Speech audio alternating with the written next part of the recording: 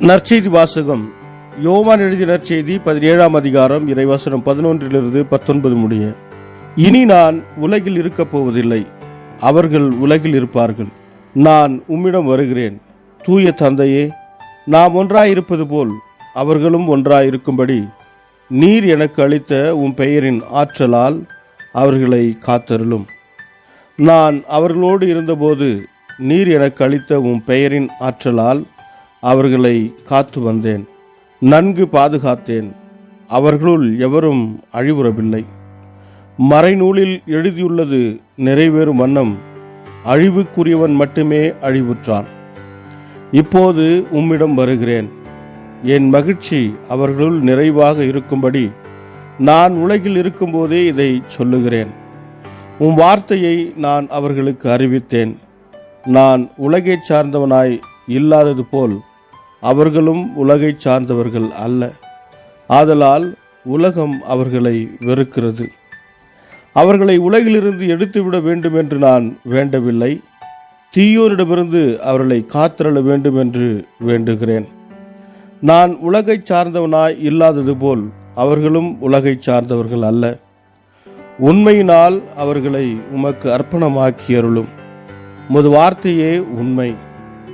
நீர் என்னை உலகிற்கு அனுப்பியது போல நானும் அவர்களை உலகிற்கு அனுப்புகிறேன். அவர்கள் உண்மையினால் உமக்கு உரியவர்களாகும்படி அவர்களுக்காக என்னையே உமக்கு அர்ப்பணமாக்குகிறேன். இது கிறிஸ்து வழங்கும் நற்செய்தி. கிறிஸ்துவே உமக்கு புகழ். ಯೋಹಾನ ಅಧ್ಯಾಯ 17 ವಚನ 11-19. ಈಗ ನಾನು ನಿನ್ನ ಬಳಿಗೆ ಬರುತ್ತಿದ್ದೇನೆ. ಇನ್ನು ನಾನು ಈ ಲೋಕದಲ್ಲಿರುವುದಿಲ್ಲ, ಆದರೆ ಇವರು ಇನ್ನೂ ಈ ಲೋಕದಲ್ಲಿರುತ್ತಾರೆ. ಪವಿತ್ರನಾದ ತಂದೆಯೇ, ನಿನ್ನ ಹೆಸರಿನ ಶಕ್ತಿಯಿಂದ ಇವರನ್ನು ಕಾಯ್ದು ಕಾಪಾಡು. ನೀನು ನಾನು ಒಂದಾಗಿರುವಂತೆ ಇವರು ಒಂದಾಗಿರಲು ಆಗ ಸಾಧ್ಯವಾಗುವುದು.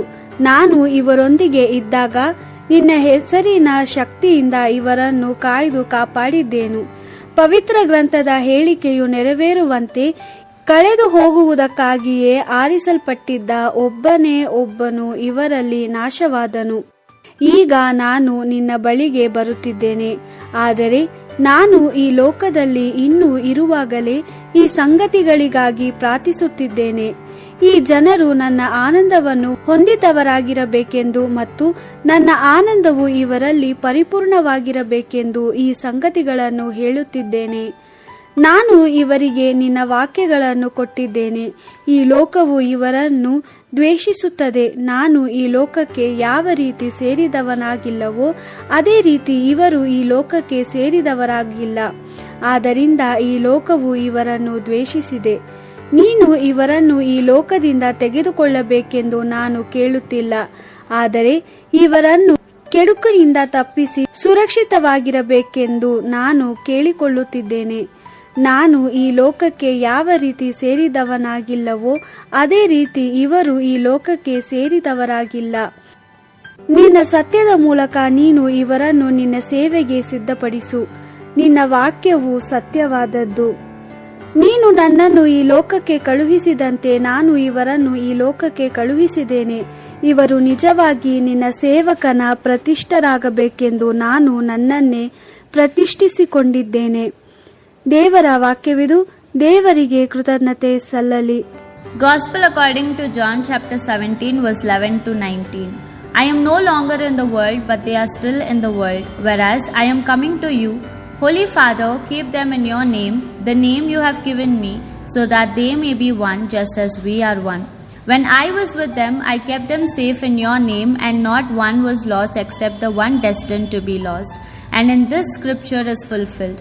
But now I am coming to you, and I leave my message in the world, that my joy may be complete in them. I have given them your word, and the world has hated them because they are not of the world, just as I am not of the world. I do not ask you to remove them from the world, but to keep them from the evil one. They are not of the world, as I am not of the world. Consecrate them in the truth. Your word is truth. For I have sent them into the world as you sent me into the world.